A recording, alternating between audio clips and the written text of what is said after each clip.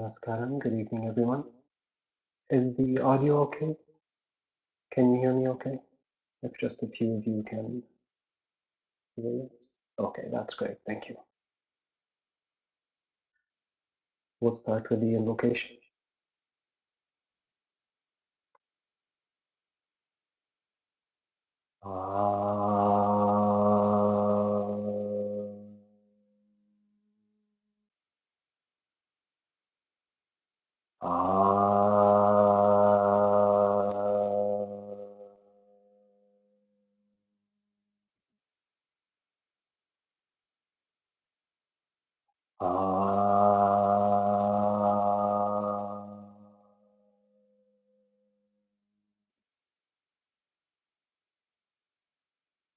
Sahana Bhavatu Sahana Bhunaktu Saviryam Karavavahe Tejasvinavaditamastu Ma Vedvishavahai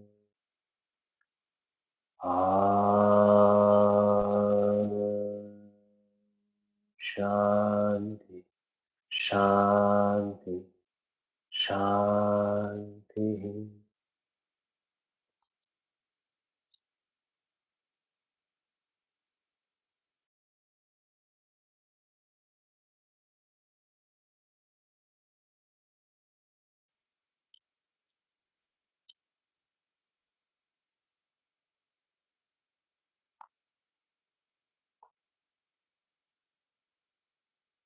Good evening, everyone, and welcome to this offering session facilitator training.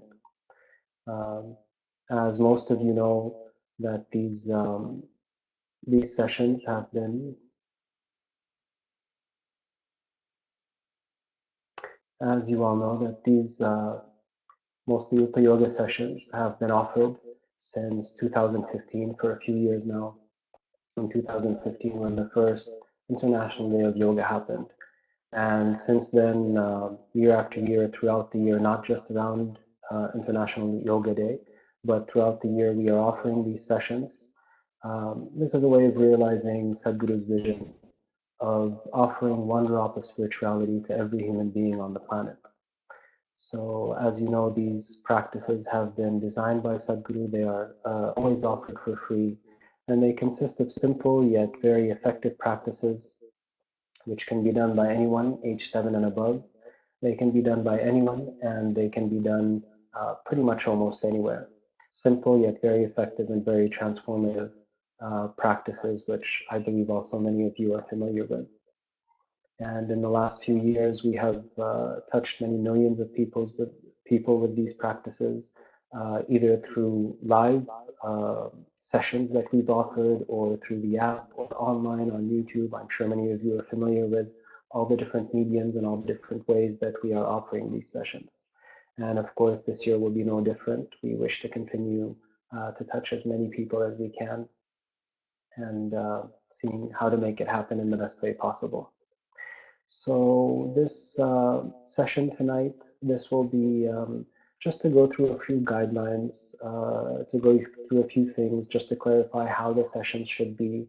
I think maybe many of you have attended these sessions. Some of you maybe have also conducted some of these sessions. So we'll just go through a few aspects, just to make it clear in case you have any doubts, and how the session should be, how we go about making them happen, and then we'll open up for Q&A. So one thing is, now for those of you who wish to facilitate these sessions, after this, if you have not already done so, what you can do is you get in touch with the offering team, which is at offering.europe@ishafoundation.org. All the details also will be sent to you.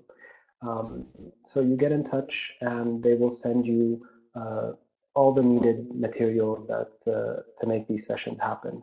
Be it from there's a certain script, of course, that you will go by to know how to make these programs happen. in terms of what kind of material is needed, how to set up the session. All these details will be taken care of. They'll all be sent to you. And of course, there's a team there to support you in case you have any doubts. So right now we'll go through just a general overview of the session and all that's needed and how to make it happen. So of course, how we want to be with the participants. So I think many of you have volunteered for programs, be it inner engineering or whichever way. So in the same way that we carry ourselves as volunteers in these programs, of course, in the same way we want to carry ourselves in these sessions as well. How we welcome the participants, you know, with a smile, with how we carry ourselves. For many of them, this will be the first time that they are attending any kind of session, anything related to Isha. So definitely how we welcome them, how we take care of them, how we support them, all these things will make a lasting impression for them. So we definitely want to ensure that we do that in the best way. In terms of the dress code, for the person who is facilitating, there's no specific dress code as such, but it's best if you wear light colors. You know, nothing too flashy or this or that. It's best if you just wear light colors. And of course, it also depends what kind of session you're offering. So if it happens to be a session that you're offering for a corporate, if it's something for work or something, then you know you can dress accordingly, whether it's smart, casual, whatever you think is appropriate. If you're offering a session in your community or in a public library or wherever it might be, so accordingly you can just see what appropriate dress would be needed. But just as a general guideline, it's best wearing light colors. It's not that it has to be white, but it should be light colors. Now, when we go to set up the sessions, it's best to get there 1 hour before. The main setup aspect, of course, is the AV. These sessions, the way these sessions are conducted is generally the session is about 70 minutes. There's about a 30-minute, a little more than 30 minutes, which is a video which includes a couple of yoga practices, which is there's an introduction about Isha, about Sadhguru, and he talks a little bit about yoga. I hope you've all watched the video link that was sent in the email. So this is the 90-minute version that was sent. There's also a 30-minute version of this, which includes Yoga Namaskar and Nadi Shuddhi. So the first half of the session is these two practices, which is about a 30-minute video. And then after that, there will be a guided meditation, which is the power to create meditation, either for health or for success. And both of them are around 20 minutes or 20 odd minutes. So altogether, the session with the introductions, with the Q&A and everything will take a little more than an hour. So the important thing, because everything is being, the practices and the meditations are being delivered through the AV, that it's very important that we make sure that we set this up properly. So getting there an hour before, setting up the AV should be the priority. It should be the first thing that we start on, whether you're using a projector and a screen or whether you're using a TV. If it's a session which is more than let's say 25 to 30 people, it's best that you have a microphone. It's good to have a microphone in any case. But if that's not so practical, or if it's unavailable, at least if the session is 25, 30 people or more, then definitely you want a microphone so you're not yelling for them to hear you. So like this, the AV, it's important that we set it up and make sure that everything is functioning as we want it. Whether you are presenting from a CD, or if you have them on a DVD, or if you have them on your laptop, ensure that you have all the necessary cables, ensure that you have the connectors, whether it's an HDMI or a VGA, or if you're not familiar with that, then definitely you want to volunteer there who's familiar with all these AV aspects to make sure that this is set up and taken care of. In addition to the audiovisual, we also, there's some material that will be there. Now, when it comes to registration, most of the participants will register ahead of time. So they will register online, there will be an available link for them, and you will receive the list of registrations. However, we do also keep guest cards so that if people would just like to walk into the session, We also keep guest cards. There's also some flyers, how to connect with Isha. Like this, the list of what material is needed, that material list will be provided. So similarly, in addition to the AV, you make sure that you have all the needed materials for that session, pens as well, any stationery you might need, and whatever pens we have, always make sure that they write properly and they're working.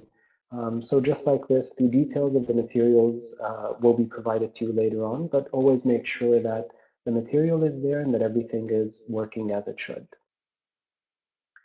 Now, in terms of how we're setting up, what kind of ambience, what kind of atmosphere we want to set up for these sessions. Um, Generally, and it depends on how the session is, it's not necessary that Sadhguru's photo should be there. Um, it just depends on what kind of session you're offering and whether it's, in some cases, whether it might be appropriate or not. But there's no need for Sadhguru's photo. And anyway, in the video that's there, in the introduction and all that, these things are taken care of. But just how we maintain the ambience, similar, not just in terms of photo, but whether you want to light incense or this, all these aspects as well, whatever kind of session we're offering and what kind of audience we're offering it to, um, that way we can take a call on what is appropriate to what kind of ambience in the hall we want to set up. But of course, in terms of how we are, how the volunteers are, who will be supporting, in that sense at least, definitely we want to create the best ambience and the best atmosphere possible for the participants to receive this in a certain way. One thing is with these practices, as you know, people can do them from the app, they can be done from YouTube, they can be done on so many different mediums.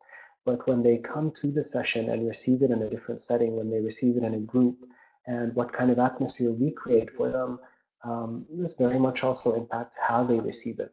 The level of how it impacts them and how they receive it is that much more when it's in a live setting. So definitely we want to ensure that we offer that in the best way. There's also no need for them to sit in silence. As you know from inner engineering, that when the participants come in, before the session starts, the hall should be, it should be quiet and we ask them to be in silence. For these sessions, that need not be the case. This is just, it's an offering session, and for them just to get a taste of what Isha is offering and how the programs are taught, how it's given. So we need not be so strict about it in that sense. It's not that they need to sit in silence. It's okay if it's, not exactly that, but also at the same time, we don't want it to be a very casual atmosphere. So in that way, we just see how to maintain it in a way that we find that balance between the participants feeling comfortable and not feeling that we're, instructing them in a certain way, but also maintaining a certain proper ambience for that. And of course, part of the materials is Yoga Padi, which is the music that we play before we start the inner engineering program. That will also be there for these sessions. So just that alone will also create the ambience in a certain way. Now, as we said, the participants will register in advance. The list of participants will be sent to you, so you'll have all the pre-registered participants, but also walk-ins are allowed. So in that sense, it's on a first come, first served basis. So depending on the size of the hall, on the capacity of the hall, if you have a lot of walk-ins, depending on how many participants are registered, depending on how much availability is there in the hall, you just take a call on, definitely you want everyone to take part in this. But if it happens that the hall capacity is reached or you have so many people who are registered, you just need to see that you can offer the places on a first come, first served basis. And maybe a few minutes before the session starts, a couple minutes before, if so many of the registered participants, if they have not shown up or whatever the case may be, then you can allow other people in. Otherwise, if the hall capacity is there, if you have the space, definitely we allow everyone in.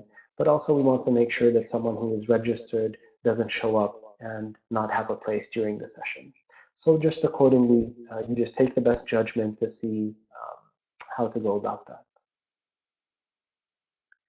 So once the session starts, there'll be an introduction, and then the facilitator will have a little introduction about the session. Then there'll be the Upa Yoga practices, and then we will guide them into the meditation, which will again be by audio.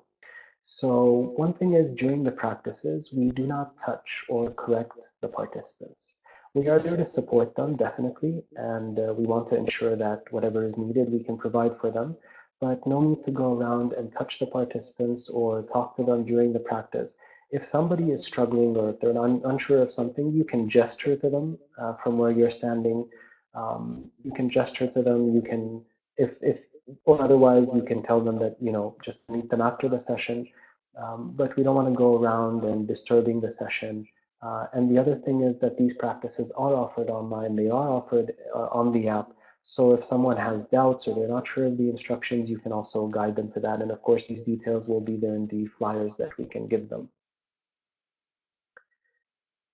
And in terms of the instructions and how they should be given, so as you know, the instructions are made in a very meticulous way. They're very specific on how we instruct them, uh, what we say and what we don't say.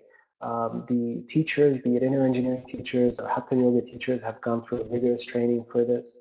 And so, of course, we want to ensure that and these instructions have come from Sadhguru.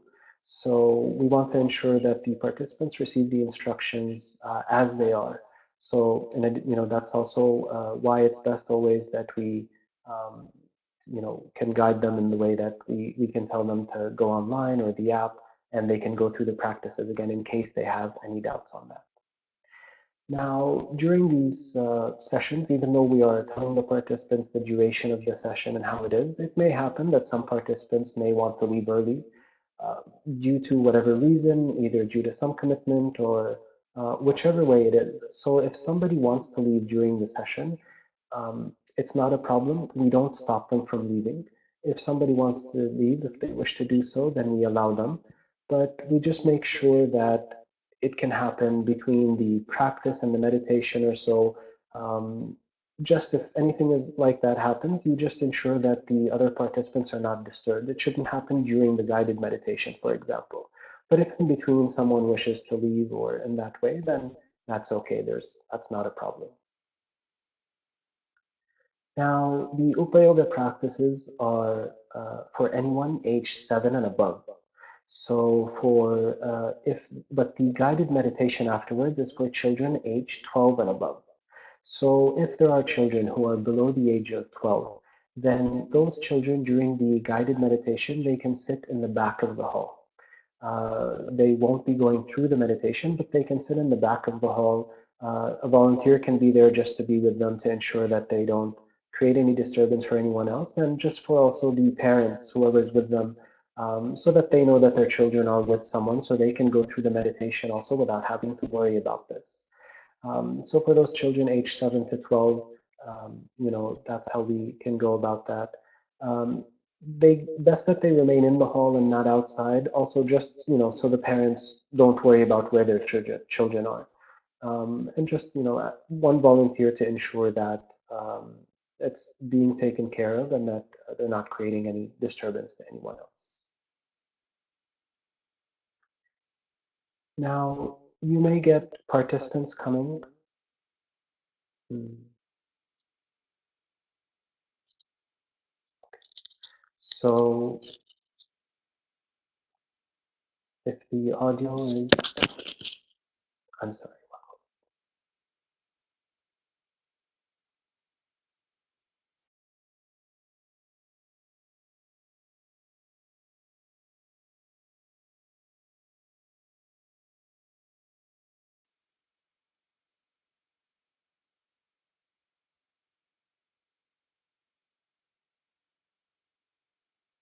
Okay, is this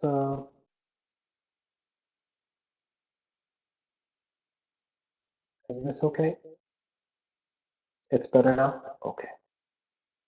We are using a microphone, but maybe for some reason. Okay. I'll also, if need, I'll speak a little bit louder if it becomes more clear.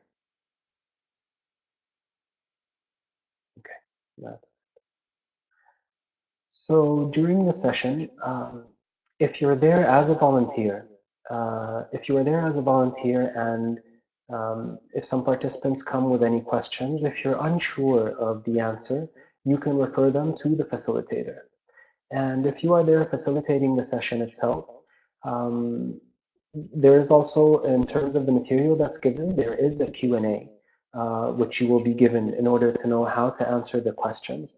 If there's anything that you are unsure of, then you can just tell them that you will get back to them. If there's something you're not sure of, it's okay. You just tell the participant that you will check on this and you'll get back to them. Then you can contact the offerings team and they will clarify any doubts that you might have. Now, when it comes about sharing, of course, also as part of the introduction and as part of introducing the session, as we said, there is a certain script, there are certain guidelines as to what to say. So in terms of sharing, one thing is we need not share about inner engineering right away. This session is about definitely inner engineering would be the next step for those who wish to deepen their journey and wish to know what else Isha is offering. But it's not that we should go straight into talking about inner engineering or, in that sense. Um, Also, similarly, in terms of any consecrated items like Sanidhi or Linga Bhairavi Yantra or anything like that, it's best not to get into sharing about these things right away. Um, it just depends on what's being asked. It depends on where the participant is coming from. But just as a general guideline that we don't get into sharing about so many things right away, just keeping it in a certain way that this session is for people just to be introduced to Isha, to be introduced to what Isha is offering and what kind of practices we have, and just to offer them a drop of uh, what Isha is about. And of course, for those who have a thirst for something more, for those who wish to deepen their experience, then of course, naturally, they'll make their way to inner engineering and whatever else that we are offering. Now, the towards the end of the session, for those people who have walked in, if they have not registered in advance, we wouldn't have their details. So at the end of the session is when we can ask them to fill in the guest cards, where they fill in their name, email, phone number, and they can tick how they wish to receive information from us.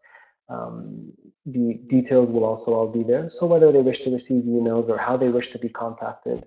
So just like that, at the end of the session, those who have not registered can fill in the guest cards. Other than that, for the people who have registered, we just tick their names as they arrive. So they don't need to fill in any guest card or anything. When they do the online registration, they would have filled in all these details. One important thing is the registration list that you receive. It's very important that you keep this safe.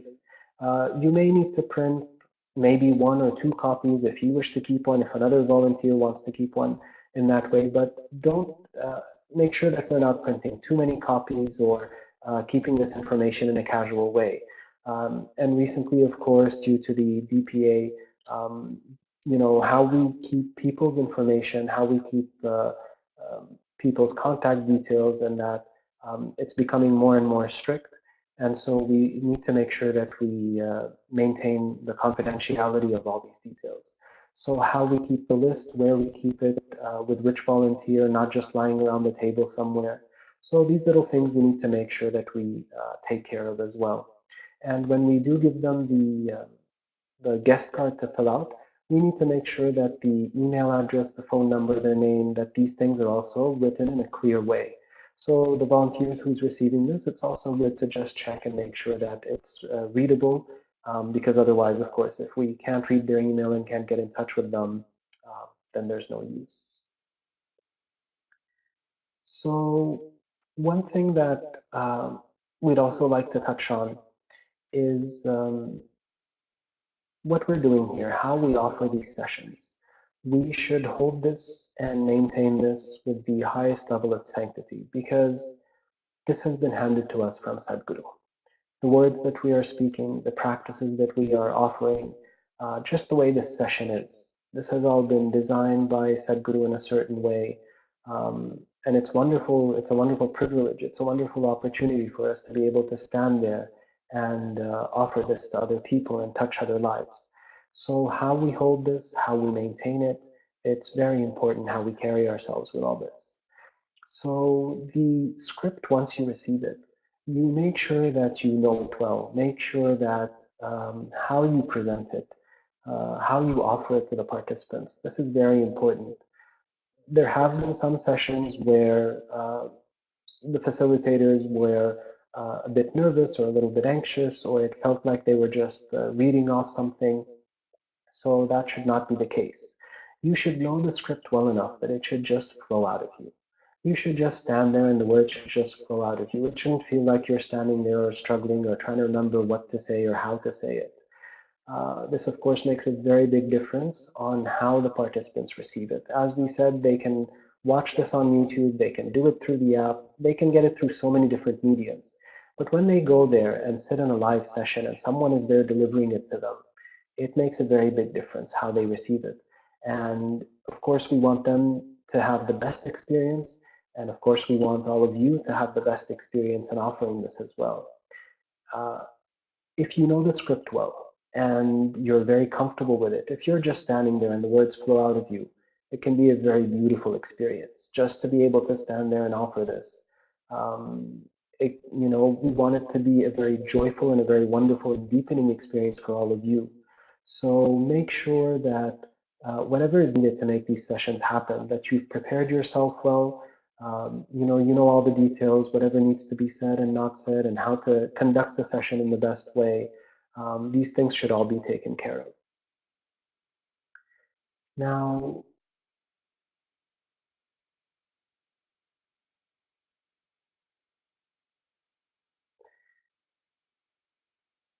so other than that, and you know, so this is just the why the emphasis um, on how to prepare yourself.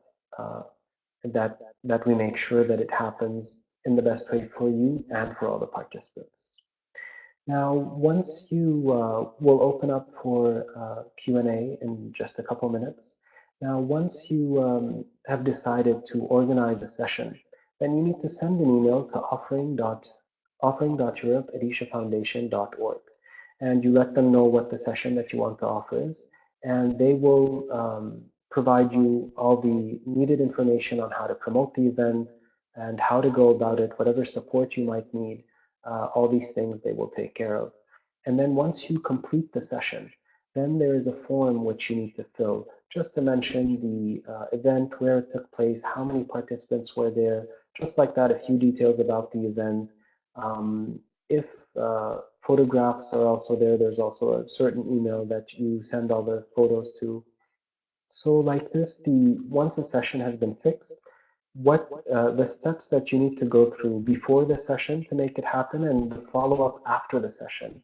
These things also need to be handled in a certain way to make sure that also the offerings team has all the details that they need to support you, and then afterwards just to make sure that everything has been received, from you as well. So this is just an overview of the session, how to go about it. So now, if you have any questions, you can type them in, and we'll go through them one by one.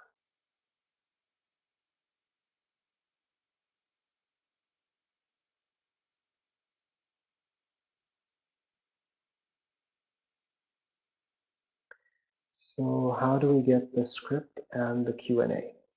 So the script and the Q&A, once you get in touch with offering.europe@ishafoundation.org that you would like to go through the facilitator training, and they will send you all the documents that are needed, um, from the script and there's the email right there.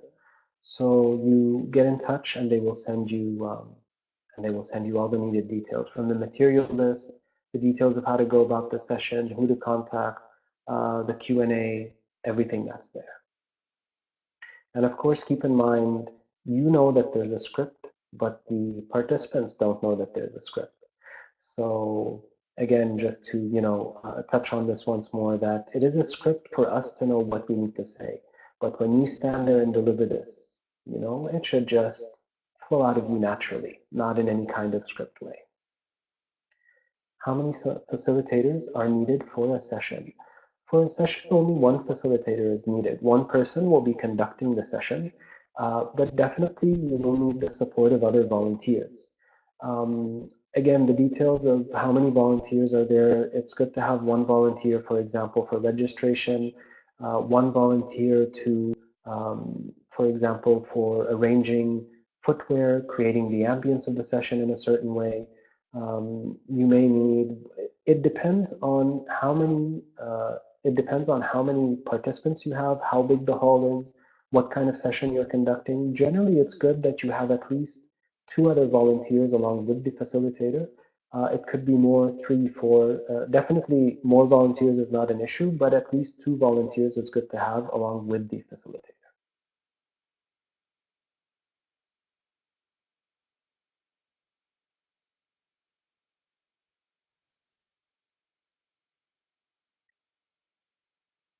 Can I do yoga classes with kids 7 to 12 years old without a video? Uh, Without a video, if you mean to say that you give them the instructions without the video, then it is best. See, as we said, the instructions, the way we give the instructions, it should happen through video. These practices that we are offering. This is part of the Hatha Yoga modules that we have. And, you know, the Hatha Yoga teachers, they go through a very intensive, very rigorous training just to give these instructions and to offer these programs. So they should be given through the video because the instructions need to be received in a certain way, along with the demonstration that's there on the video. If there's no video, then, you know, there's no demo, there's the instructions, we don't know how they will be said. So always whenever we offer these sessions, it should happen through the video.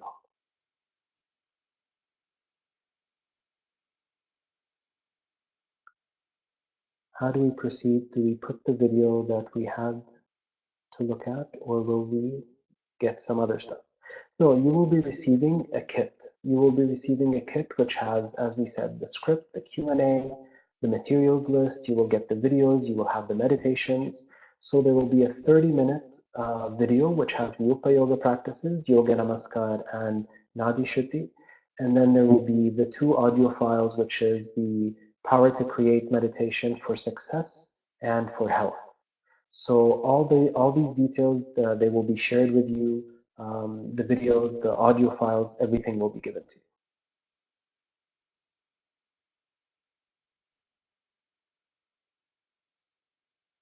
The material, Namaskaram, the material will be in English only. Yes, right now the way we are offering the sessions, we are doing it in English only.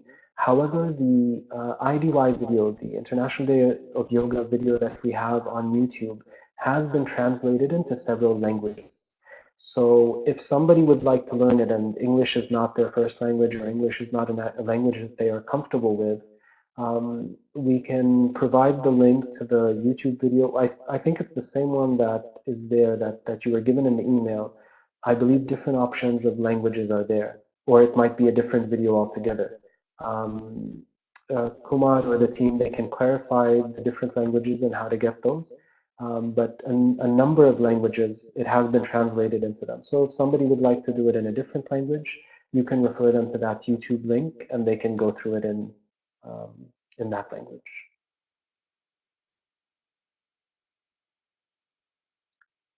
What about insurance for offering? Jacqueline, I'm sorry, I don't get the question. What about insurance for offering? I'm not sure what you mean. If you can please clarify that.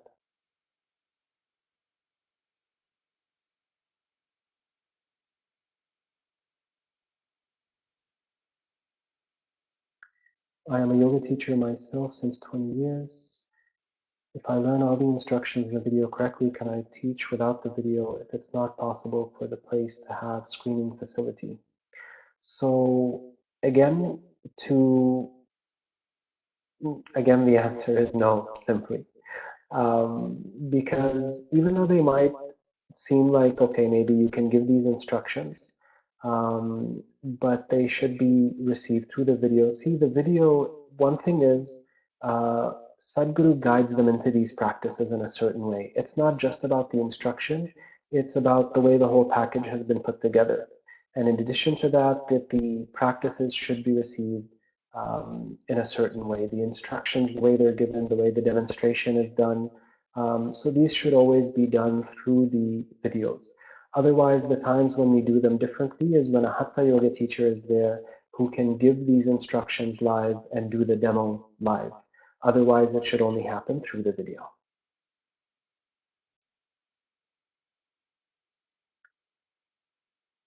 Is it okay to use subtitles for people who do not understand the video? So again, these videos do not have subtitles included in them.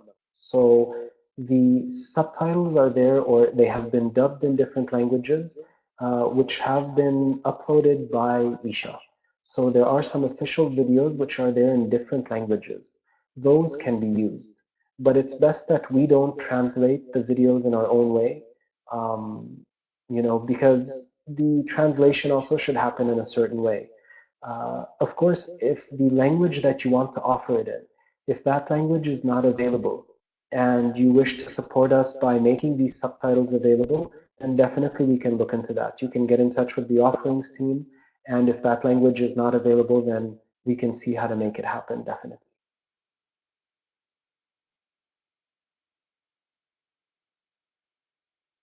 Should we send an email with explanation about the session afterwards? So this is the form that needs to be filled in. There's a Google Doc, there's a Google form, which after you complete the session, there's a form that you can fill in, which has the details of how many participants and the session, and all those details will be there in the form. So once you submit the form, then there's no need to send an additional email.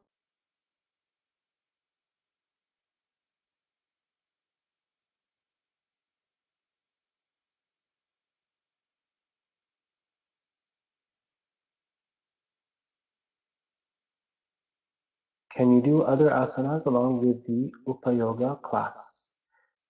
In terms of offering other asanas, uh, the way this has been structured, that it should only be offered what is there in the video. We shouldn't add or remove anything to that.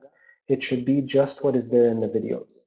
So if that's what you mean by the question, uh,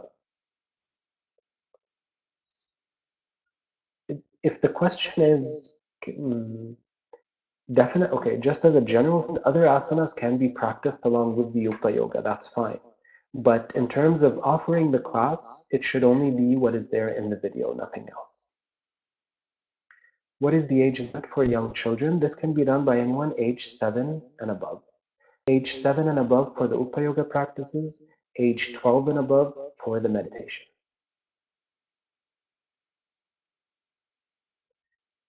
How long is the facilitator training in total? So this session now is just to guide you on the different aspects of conducting these trainings. And then in terms of how long it takes you to prepare yourself to offer these sessions, that very much just depends on you. It depends on how comfortable you feel presenting the material, just to stand there and offer this and make sure that it's flowing in a natural way. It's good that you attend a few sessions before you conduct one. So if sessions are happening in your area, it's good that you go, you volunteer for them, you see how the facilitator is conducting them, you observe how the session is done. This could be very supportive for you. And then it's just, depends on, the script is not long, it's just a couple pages, just 2 or 3 pages, and it doesn't take that long. For some people, it could be just a matter of days or maybe within a few weeks. It very much just, it's a very subjective thing, depends on when you feel you are ready to stand there and present this.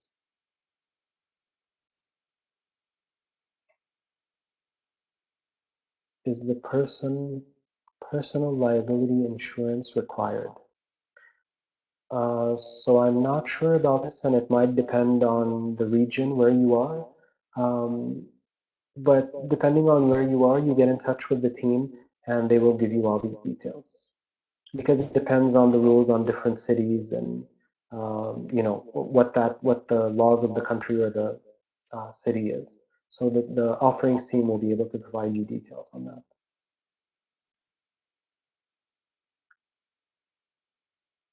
Is it possible that someone reacts strangely during the meditation or starts acting strangely? If so, what do we do?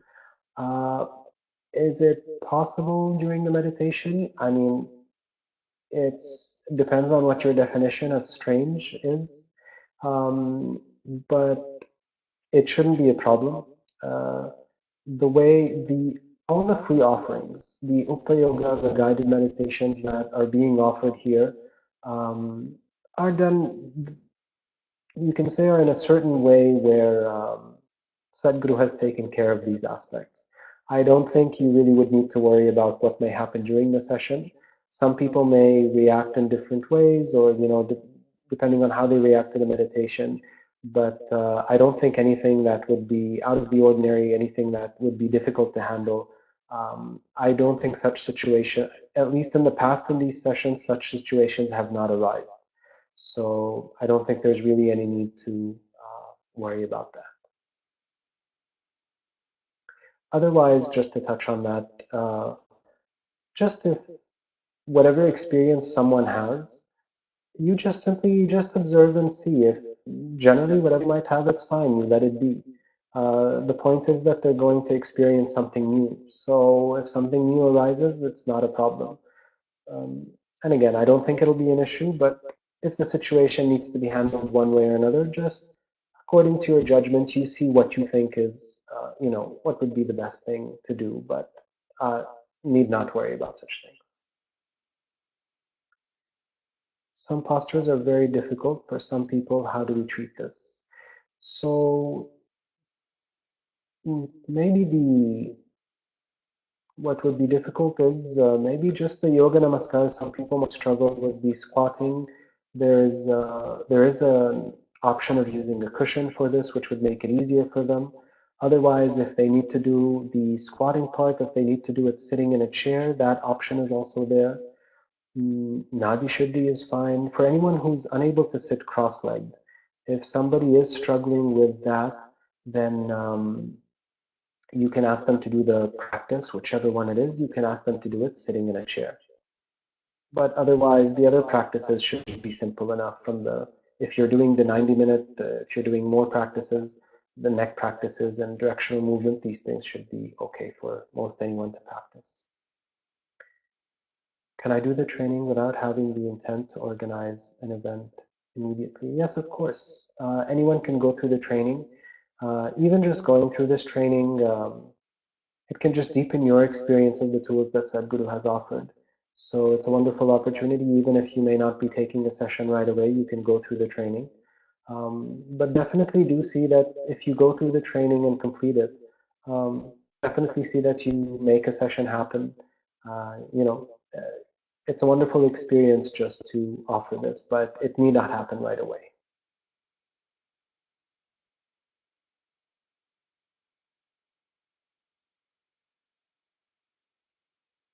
So should the contact with the offering team happen through a contact point volunteer or independent through each facilitator? Um, it depends on what the contact is for. If as a facilitator, if there are, for example, filling out the form or getting in touch with the team to tell them what session you want to offer, it's best that the facilitator does it because you will be the one conducting the session. So it's good that you're in touch with the team and you get all the details directly from them. If it's something else or something about material or maybe some technical issue that needs to be resolved, if there's also a volunteer who's taking care of that aspect, they can also get in touch with the team. That's not a problem.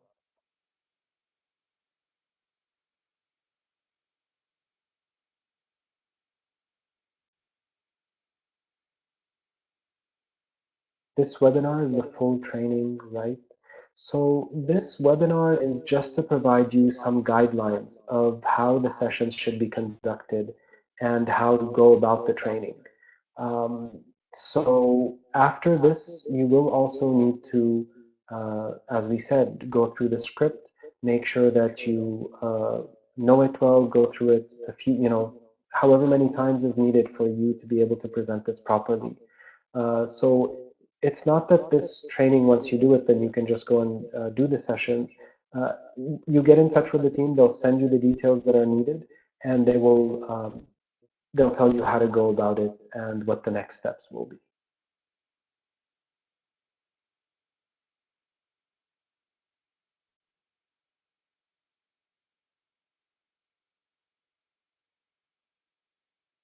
Okay, same question.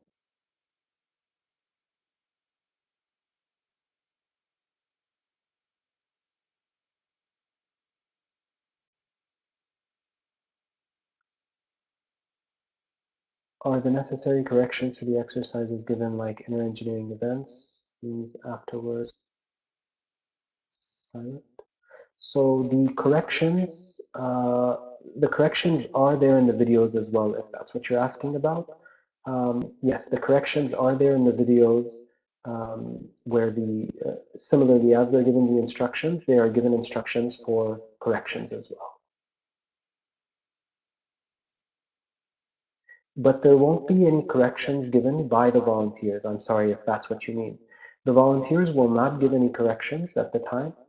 Well, again, so over the years, it's at least depending on see if a hatha yoga teacher is giving if a hatha yoga teacher is giving the session, then afterwards, if they wish to give some corrections, definitely they can do so because they have been trained on how to correct the practices. But besides that, it's just important that we see if we give them any corrections, it's important that you see how you're giving the corrections, how you're giving the instructions. But generally for these, it's good that you can just guide them to use the online platforms to go through the instructions and get again at home if they are making mistakes.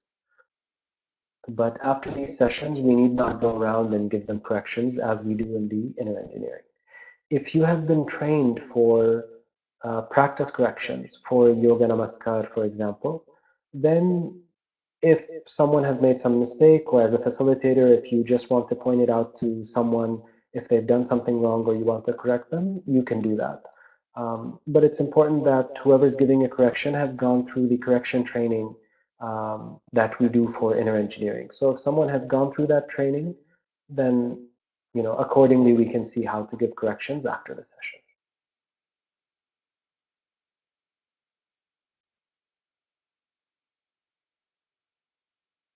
Anything to be aware of regarding choosing a venue? So mainly, it's good that you have, again, the team will provide you all the details on how to pick out a venue, what to look for, what things to avoid. All these details will be given.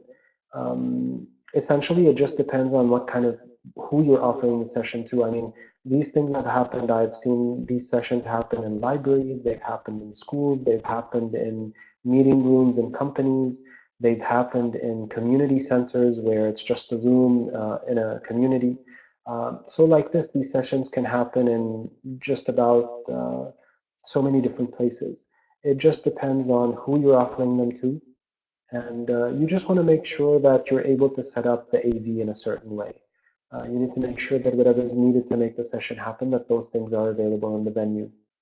It's best to have a hall that doesn't have any columns. It's best to have, a hall without any obstructions in the way, a wide space, how the flooring is, make sure, just little things to make sure that that you're able to conduct the session properly. But otherwise, all the details will be given by the team.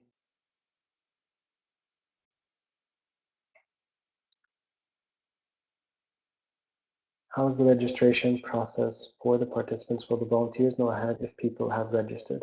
So yes, there will be a link for the participants to register. This is happening through the ishahatayoga.co.uk website. So once a session has been scheduled, then it'll be there on the website and they can go in and register from there. In most cases, it's registration through that. In some cases, it's registration through email. So accordingly, the link will be there, and then the volunteers will inform you ahead of time how many people have registered for the session. Can I teach this yoga for kids with autism? Yes, if the kids, as long as they are age 7, that's fine. Whatever the condition is, if the child is able to, take in the practices and the instructions and do the practice, definitely anyone above age 7 can do these practices.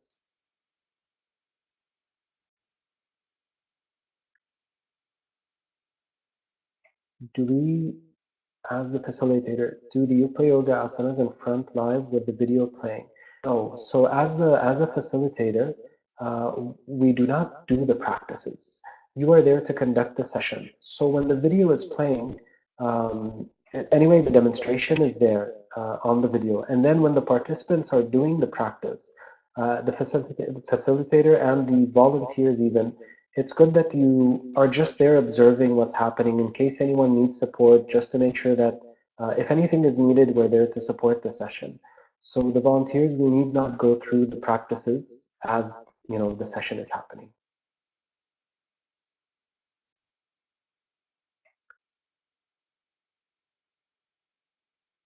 To organize an offering session, how far in advance should we send the request to Isha Foundation? There's no time limit on that. You just see however much time you need to get the venue straightened out, and you can get in touch with them anytime. You just tell them when you would like to organize a session, where, and then they'll guide you further. But in terms of just whenever you like, you can get in touch.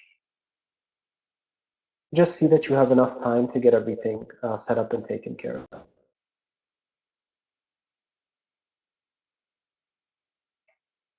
Is there a minimum number of people to attend the event?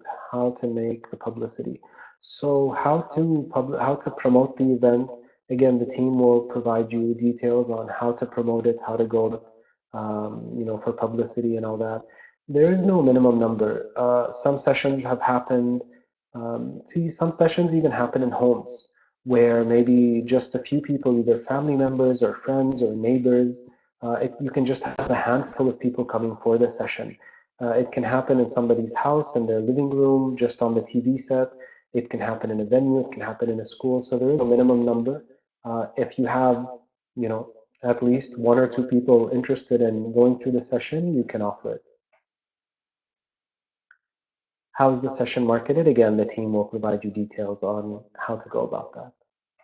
If someone gets hurt, what shall we do? See, these practices are enough that no one should really get injured while they do them. And again, there are precautions which are given as the instructions. There are precautions for yoga namaskar, for example, that anyone with any back or knee injury or surgery or any situation like that, that they should do the practice with caution, with care. So these precautions will be given in the instructions. Otherwise, as we said, if somebody is having difficulty squatting, then they can do the squatting part sitting in a chair. So no one should really get hurt doing them. Nadi Shuddhi, anyway, there's nothing really to injure. It's just like Sukha Kriya, so nothing to worry about there. And sorry, when I say just like Sukha Kriya, I mean similar in terms of what physically they're doing, but they are different practices. I don't mean to confuse that the two are the same, just similar in terms of how they are done. If any of the participants have health problems and ask for advice, how do we address it? So you just see what their health problem is. If it's any chronic ailments, if someone says they have, hypertension or this or diabetes or whichever way or asthma, or the practices that we're doing are simple enough that it need not be an issue for these things. Actually, of course, this can very much help them with these ailments. Otherwise, if somebody has an issue with their knees or an issue with their back, then again, as we said, the precautions are there in the video, and you just see and make sure that they do it with caution or using a chair. You just see whatever the health problem is, and you see if you're unsure of something, you get in touch with the team, and they'll tell you how to handle it further if for a specific case.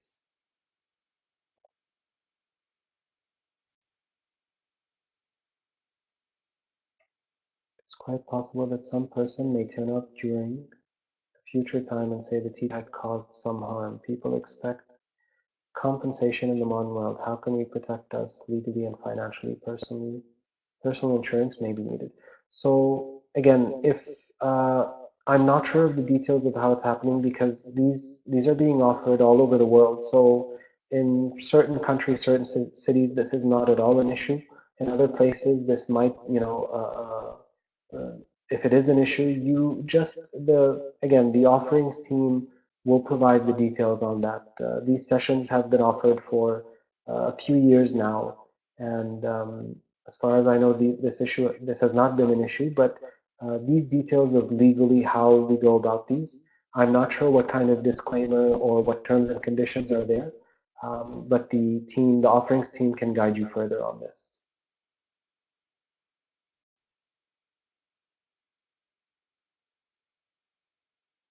Should participants also be asked to wear light clothes and why? Also, why they have to remove their socks? So the participants, it's not about light clothes. For the facilitator, you should be in light colors. So the colors that you can wear, it's not about what kind of clothing. Of course, it's up to you what kind of clothing you're wearing. But it's just about the colors, that it should be, white or gray or off-white or just something light. It shouldn't be colors that really stick out in that sense, or dark colors in that way. For the participants can wear whatever they like. We don't tell them what to wear or how to come. They can come wearing whatever they like. And why for them to remove the socks? I don't, uh, the instruction is there, I believe, that they can remove their footwear before they come in. But I don't think we are requesting them to remove their socks. Um, the footwear to remove them, it's best to go through these practices. They're sitting on the ground, they're doing this. The footwear definitely has to come off, but their socks, I don't know if that instruction is there. If it is, one aspect is, as it's, in inner engineering, the instruction is to remove the socks because there are certain energy channels. This is, I mean, just to let you know, so that you have some clarity on this. There are certain energy channels in our feet which are activated in certain ways when we do whichever practices. So in that sense, that's why we request them to take off their socks. But for these practices, I'm not sure if the instruction for the socks is there. If it is, as I just said, just for that, it's best to do all the yoga practices. It's best to do them with the socks removed. Do we need to report to Isha each time we are gathering people to practice? So yes, you just need to inform them that a session has happened. You inform them when you are planning for a session, and then after a session, just to tell them how many people have attended and the details of the session. So whenever a session does happen, yes, please do get in touch with the team through the form and give them those details. Do the participants need to be on an empty stomach condition? No, they do not. As part of the session, part of the instructions, we are telling them that it's best not to do the practices immediately after a meal.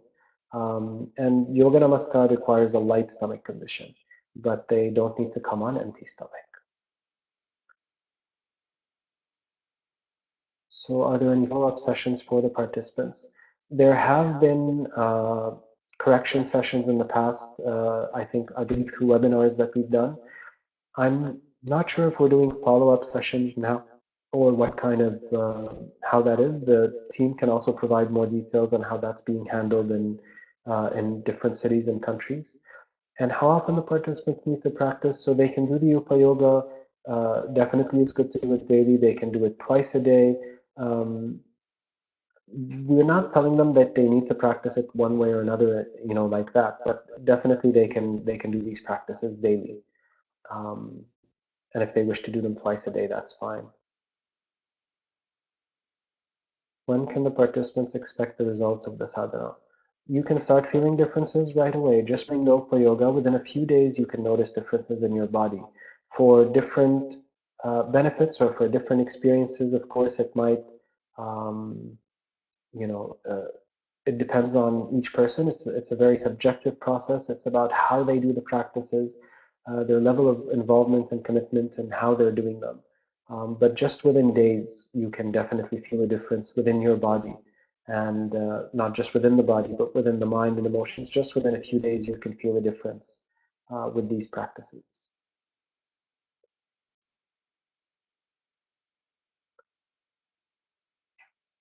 Are there any additional instructions for participants with limited mobility? Yes, instructions are also there in the video about whether they need to do it sitting in a chair or whichever way. So those instructions are there.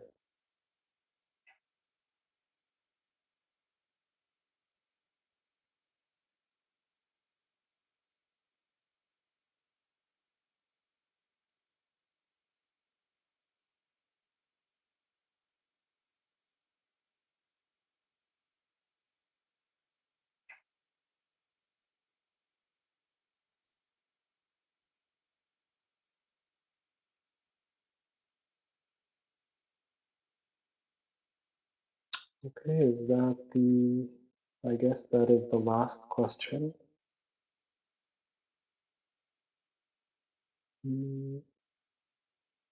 Okay, good timing on the last question as well, as we're just hit 8 p.m. Sorry, or 8 p.m. in the UK. So if there are no additional questions, then we will close this session now. So those of you who might already have the details, the script and that, you can work on that and prepare yourselves for the sessions. Otherwise, those who don't have it, again, that email was there that we posted, offering.europe@ishafoundation.org. You just get in touch and they will send you the kit. They will send you all the needed materials for you to prepare yourself and to start offering these sessions. So thank you all for joining this evening. Um, we hope that this was informative for you and that you got some clarity on how these sessions are to be offered, and any doubts that you had, or um, you know, uh, gotten some clarity on that. We hope to see you offering many sessions in the near future. As we said, it's Sadhguru's vision that every human being has at least one drop of spirituality. Uh, that we offer this. We have touched so many millions of lives until now, but for Sadhguru, that's not nearly enough. Until we touch all 7.5 billion people on the planet, only that is enough. And it's only with the support, it's only with the love, commitment, and dedication of the volunteers, like all of yourselves, that we're able to reach out and offer these sessions and offer so much more to just about anyone. And of course, today, with the tools that we have, with the technology that we have, even just for this session, for us to conduct this and to be able to reach out to, I think, 150 of you who were there. It's wonderful that we have these tools. So let's make use of them. Something which has touched us so deeply, something which is transforming our lives. We know what this is. We know the power that it has. We know the potential that it holds. Um, Definitely, it's wonderful, and we want to share this with as many people as possible. Um, there's no time like now to do this. So thank you very much for joining this session. Thank you for your commitment, and we hope to ramp up the number of sessions year after year and offer it in more and more cities and countries to as many people as possible. Thank you all. We will now close with the invocation.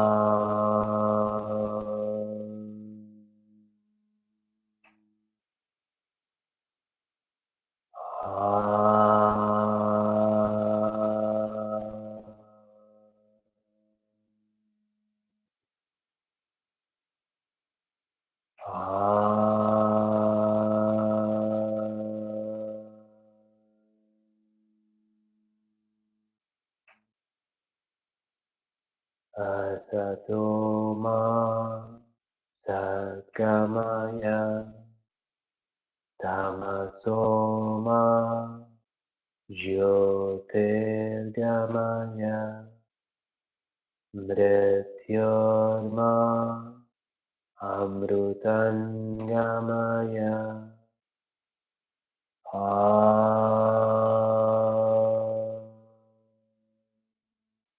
Shanti Shanti Shanti.